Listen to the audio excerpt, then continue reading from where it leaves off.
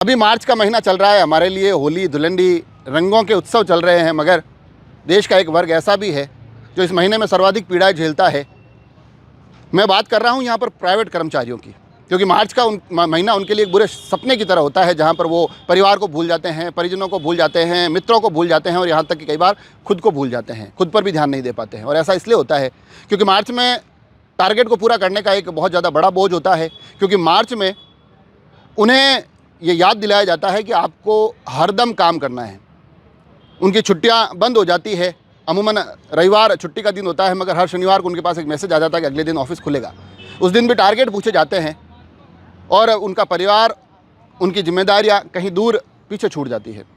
अब आप कहेंगे कि उनका काम है, प्राइवेट कंपनियां हैं तो अपने आर्थिक हितों के लिए सोचेगी, तो इन चैलेंजेज का, इन टारगेट को पूरा करने के इन जो तमाम चुनौतियां हैं, इनका सामना करना पड़ेगा, बिल्कुल करना पड़ेगा, मानता हूं।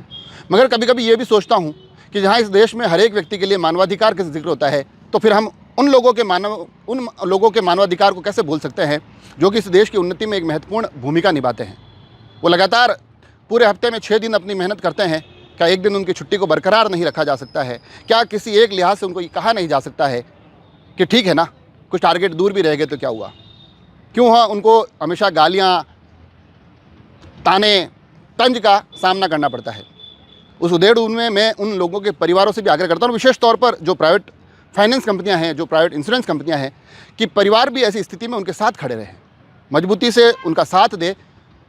उन जो तमाम समस्याओं को वो ऑफिस में झेलते हैं, अपनी व्यावसायिक ज़िंदगी में झेलते हैं, वो कोशिश करते हैं घर तक ना लाए। तो घर वालों की भी एक जिम्मेदारी बनती है कि उन हालातों में जहाँ वो चल रहा है मामला पूरा, उसमें अपनी परेशानियों को और ना उड़ेले। एपिसोड ये इसलिए बना रहा हूँ कि मार्च के महीने में कई बार हम अपने आसपास अलग अलग प्राइवेट कर्मचारियों को देखते हैं, तो हमारी भी जिम्मेदारी है कि उनके मान सम्मान को बनाए रखें। हम उनका अच्छा ना कर सके तो कम से कम सुनिश्चित करें कि बुरा ना करें। जो कंपनियां हैं उसमें जो लोग बैठे हैं, जो मैनेजर बैठे हैं, उनसे भी आग्रह है एक मानवीय पहलू हमेशा बरकरार रखें। संडे को ऑफिस खोलना है ये कंपनी तय करती है, मगर संडे को कितना काम करवाना है ये आप तय कर सकते हैं। तो ये जो पूरा ताना बाना है, इसलिए भी बुना जाना चाहिए कि जो देश की आर्थिक उन्नति के हिस्सेदार है, जो इन कंपनियों को चला रहे हैं, जो इन कंपनियों को चलाते हुए अपने परिवार को चला रहे हैं, उन्हें भी मार्च के इस महीने में एहसास दिला जाए कि हम आपके साथ खड़े हैं।